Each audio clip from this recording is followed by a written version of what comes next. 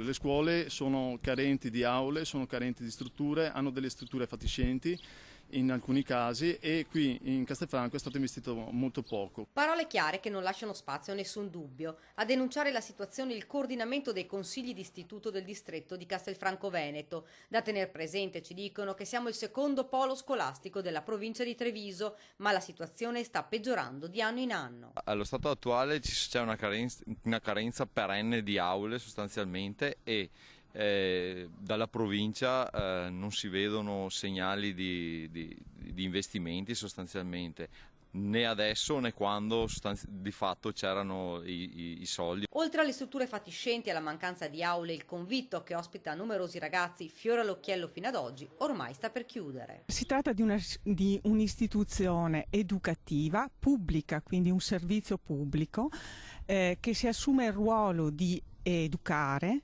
e di seguire i ragazzi nel loro percorso formativo. Ci sono famiglie in forte disagio socialmente, economicamente, da tanti punti di vista, che avevano fatto conto su questa struttura perché i loro figli potessero proseguire gli studi.